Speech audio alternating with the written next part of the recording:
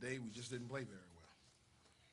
When you shoot 41%, you score 41 points and shoot 25%, it's hard to beat anyway.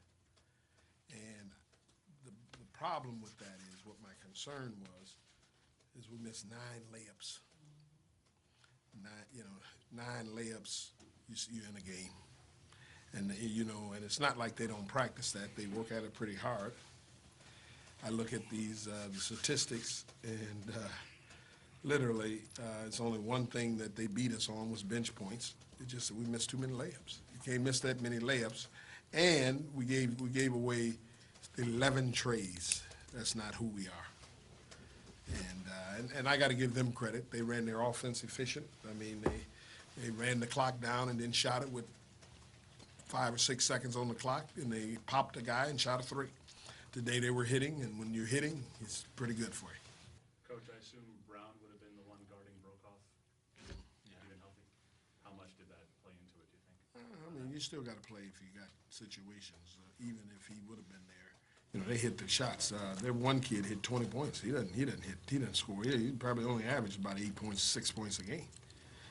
The post guy, the Edwards, he stepped back and hit 3 or 4 himself, and just normally doesn't happen. You got anything else for Jeremy? Anyone? All right, Coach. Often talk about you can't take everything away, and considering they went at you pretty good inside the last time, it's pretty obvious you wanted to shut that down. I mean, I thought we did a good job of that. They only had 14 points inside. But that's what I'm saying, that you leave the... Well, sometimes, I mean, they were hot, man, but they were open. I got to say that. Many of their open threes were open, and, this is one of those games. They hit shots. Were you surprised, given the way the first half ended? You guys had a nice little 9-0 spurt, 9-1 run to get within striking distance. How Valpo kind of did it again in the second half, opened up with the quick Well, it's not an open up. They hit 2 threes. and what happens is that those things are demoralizing. They just cut your spirit out. And we went back into the locker room trying to get our mind right, ready to go, and then they hit 2 threes. Boom. There's the ball game.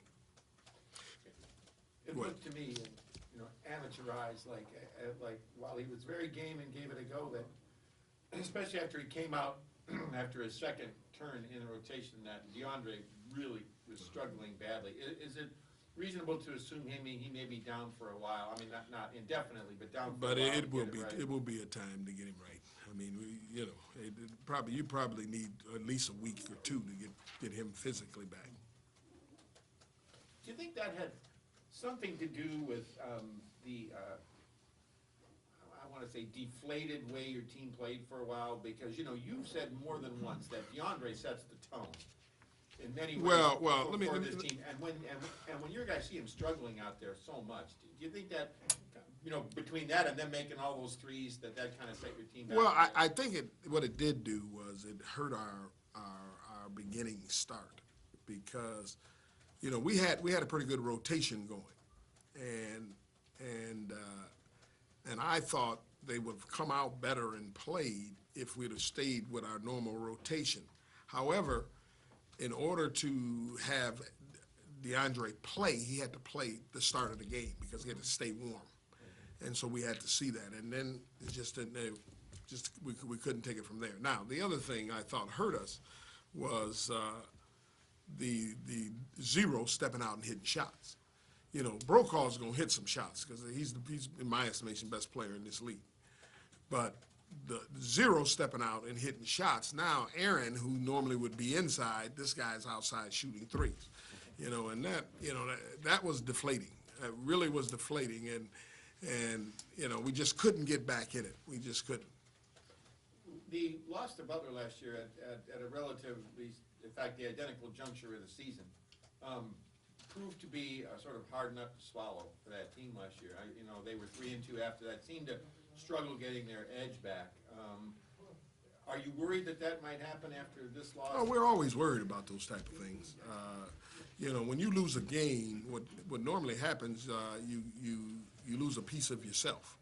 When you're a winning team, you lose a piece of yourself. So now they have to regroup. And the problem with us in this league is you played in 2 days. You don't really have a chance to recuperate mentally. and, go back to the drawing board, go ahead and practice. So, we had 3 guys play over 30 minutes, and, I can't run them crazy and do all this stuff to do all that for Saturday. So I got to make sure that they get enough rest to play. And we play at 11 a.m. It's not like we're just playing, this is the makeup of this league. So what I have to do is still get them prepared to play this. And I think, when you got veterans, you got better chance of bouncing back. That's, if I can leave it like that, I think if you got veterans, you got a better chance of bouncing back. DeAndre question, well, what does that change to your bench? Well, that limits our bench. If, we've been playing with, when DeAndre is out there, we got 9. And without DeAndre, now we're down to 8, and, or say 7.5. And that's what we had to play with. And you got to understand, the 3 that are playing that way are all freshmen. So you don't know what you're going to get at certain times with that situation. They were in it seemed like a 1-3-1 zone. What did they? No, that was a 2-3, but just it's a point 2-3, and with a guy coming out guarding the ball, and then they got the whole back line. I don't think that was our problem. You can't miss 9 layups to win a basketball game. I mean, we missed 9 layups in the first half.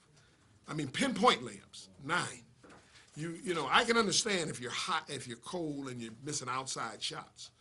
That happens. That's part of life. I mean, that's part of basketball. But when you miss 9 layups, now that's either a lack of focus or you're uptight. And it was no reason to be uptight. You're at home. Maybe the crowd, too many people at the game. We got to get down to our normal crowd of 100 people. Now we're ready to play. Okay. Anything else? Gary, I know when you do have on the thing, I know you, when you do get a big crowd, you always really want to kind of capitalize on it. And we did not today. Yeah. We did not today. That was a bad outing for us. And I hope they realize that sometimes that happens with people and come back. But, you don't know. People are fickle. They want to see it today, and they want that hamburger right now. If you take you 5 minutes to fix it, I'm ready to leave your shop. Same thing with basketball. They want success right now. 17-1. What did that change in terms of your coaching and your staff? Well, we couldn't. We wanted to press and really try that, but they did a good job. I got to give them credit. They ran their offense, and they ran it for a lengthy period of time. What do I mean by that? Is that when they executed their offense, they didn't take a shot till maybe about 25 seconds on the clock. So we're running and chasing for 25 seconds. And if you have any breakdown in that, then you end up hurting you. And how our breakdowns were, they would pop a guy and shoot a 3 at the end of it. Now, if that was off, now we got a chance to get it, run, get back, and try to get a basket at the other end. But then you culminate that with coming down missing 9 layups. I mean, you can't coach that. You got to make layups. Anything else for Coach? Coach, when it looked like the lid was on the basket for 3s, did you talk to them about trying to run different plays? Well, we only took 13 threes, so we averaged 18. So we only took 13 threes. So the threes weren't our issue. The issue was you cannot, I'm going to say it again 15 times, you cannot miss 9 layups in the first half and expect to be in a game. How many was it? 9. They were layups, right? They were layups. They were not threes. In the first game? Anything else for Coach? What was Ike's injury? He had a little light concussion.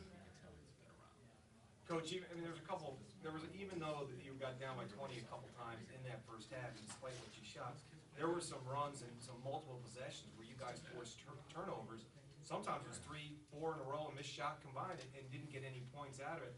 How much does that hurt a team to try to gain that momentum, to get back in and dig yourself out of the hole that you were in? Well, a team that relies on turnovers to points. It's really demoralizing, not only because you work that hard to get the ball, but then you go down and you miss a layup. Now, at that end of the equation, I mean, you couldn't control that factor. It was tough to look at for a coach. It probably was tough to look at for an audience. It was tough for everyone to look at I mean, you gotta be able to complete those plays. This is college basketball, and we feel we're one of the elite college teams. You gotta complete those plays.